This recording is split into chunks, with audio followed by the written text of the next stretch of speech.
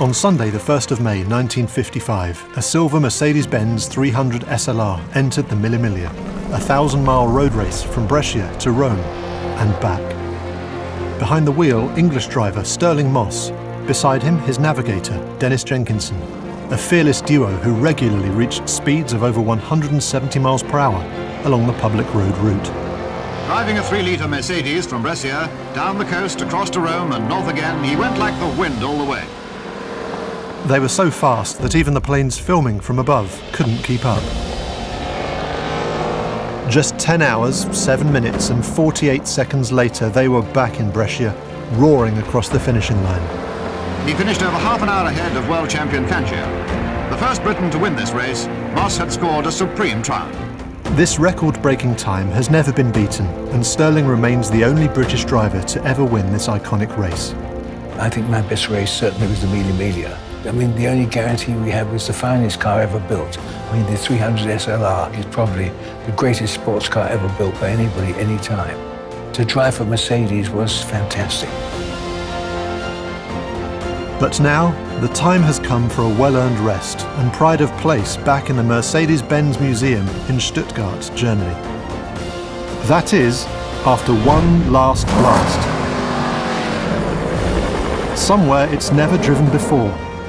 Somewhere that's never echoed to the sound of its thunderous 3-litre straight-8 engine. Somewhere Sir Stirling loved and where he lived for more than 60 years.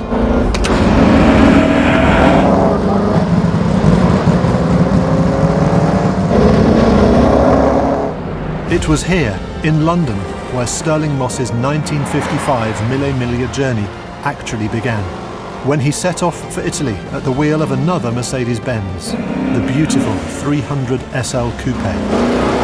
The Gullwing. His Gullwing. That Gullwing. And of course, there can be only one place and time where this journey finishes. At the Moss family home, and at the time the SLR started its record run in 1955. The time that gave the car its famous race number. 7:22 in the morning. 7:22. I race because I love racing. As a sport, it was something very special. I can't think of any life that's better than being a professional racing driver. And the original 300 SLR was probably the finest sports car ever built. Quite incredible. I mean, it really was a most wonderful machine to drive.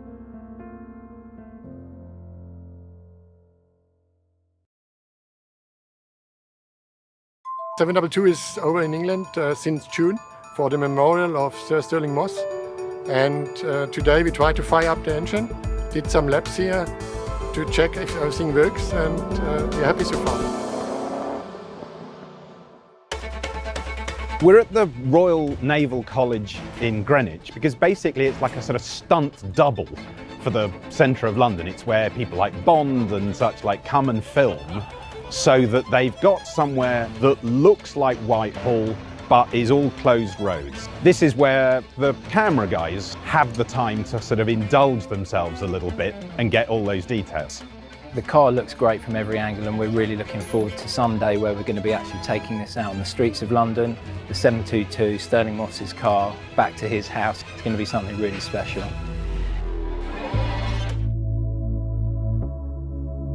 It's a once-in-a-lifetime event today to get 722, the car that Stirling Moss made so famous on the 1st of May in 1955, back home here in London, where Sir Stirling spent pretty much his entire adult life. It's truly magical. We've had a helicopter up in the sky, we've had people along the entire route through Westminster, and then coming back to Mayfair here. The car was filmed car to car with a tracking vehicle, and cameras inside the car as well, just to capture everything once. We had one chance to do this. Stirling Moss winning the Mille Miglia in 1955 in that car is one of the great feats in the history of motor racing. It was that car which kind of put Stirling Moss on the map. They used to call him the Boy Wonder, and he kind of became Mr. Motor Racing after that. The car today is being driven by Gert Straub. Nobody knows those cars better than Gert. They're kind of his family. He is, I think, the 4th generation of his family to work at Mercedes-Benz. The 5th and the 6th are already there. He's retiring today, so this is kind of like the last thing he's going to do. What a way to sign off a career. There really couldn't be anybody better or more appropriate to be driving that car today. At the beginning I was a little bit nervous because there's always a pressure on the driver. But now after we are finished, it's a fantastic feeling. It's a race car designed to be on a racetrack full speed and not designed for stop and go traffic in town. But the police did a perfect job. They guided me through town and it was comfortable for me. Going over the bridges was a special moment. Seeing Big Ben left to me. But I was always fully concentrated on the car. Lady Moss has been tremendously welcoming here at her home in Shepherd Street, and also their son Elliot, who we'll see in the film as well. Without their support and active engagement, none of this would have been possible. Throughout my entire life, that race, this car, of all the cars we drove, and there are a lot, and this just meant more than anything else. I mean, it's literally etched onto the building on his balconies. My personal memory of it is from 2015, which was the 60th anniversary in Brescia, and I think the last time I ever did a public thing with him. And that was the first time I ever sat in the driver's seat and had an idea of how difficult it would have actually been.